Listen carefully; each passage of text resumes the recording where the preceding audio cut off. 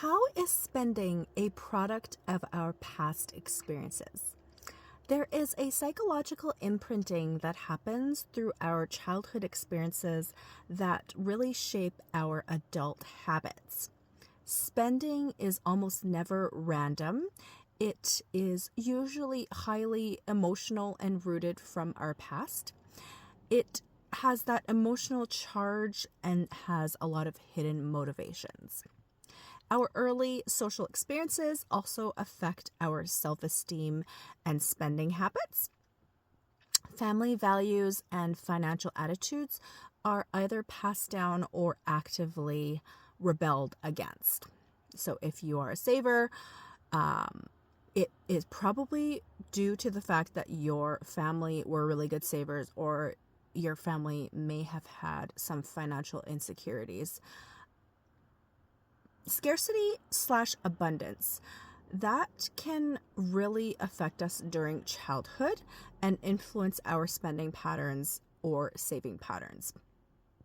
Emotional spending is tied to our childhood unresolved issues, and social comparison is a big motivator for spending. Childhood experiences often result in things and experiences such as being made fun of for our maybe secondhand clothes. During our childhood, if we are praised for saving, that can lead to a lot of frugality habits into our later years. And if as a child money was used as punishment or reward, that can also highly affect us. And if as children we experience financial instability, that can cause mindset of scarcity and anxiety to manifest. Also, on the positive side, if we have the opportunity to have early responsibilities with money, this fosters financial discipline for us. And we look strongly at our adult role models to either learn from how they do things or learn what not to do. Childhood traumas can be linked to impulsive retail spending. And of course, peer pressure through childhood and through adulthood can really affect us and our need and desire to fit in.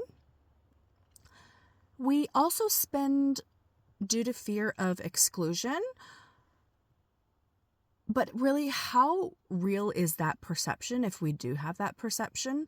Do our friends really care what kind of name brand clothing that we're wearing? I don't think so. So I think it's good to challenge these thoughts.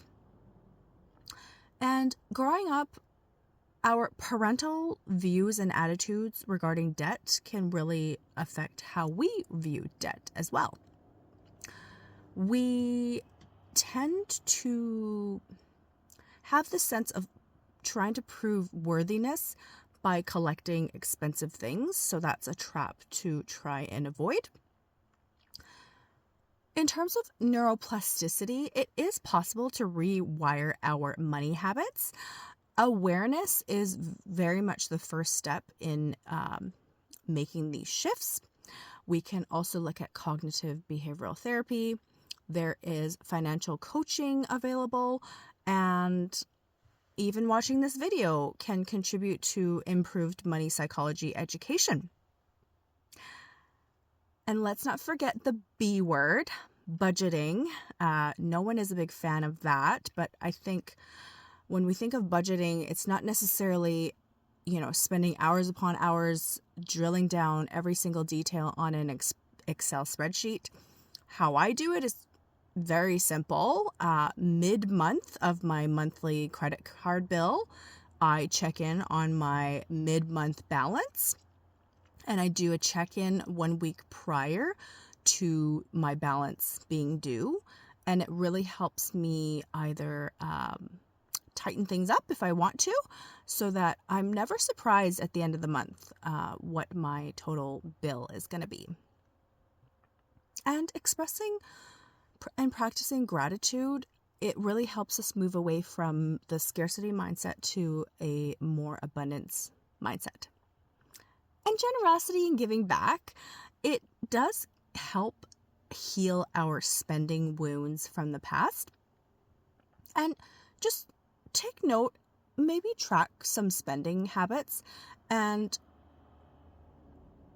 write down and make note of the emotional triggers that you might have associated with certain purchases.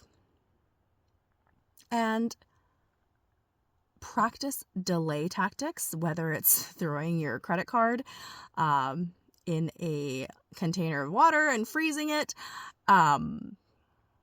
never purchasing something the same day of. Keep it in your Amazon cart, wait a day, wait a few days. Almost nothing is urgent, so it's good to just have some distance between you and whatever you're spending on to really have a good perspective of whether you really need or want this item.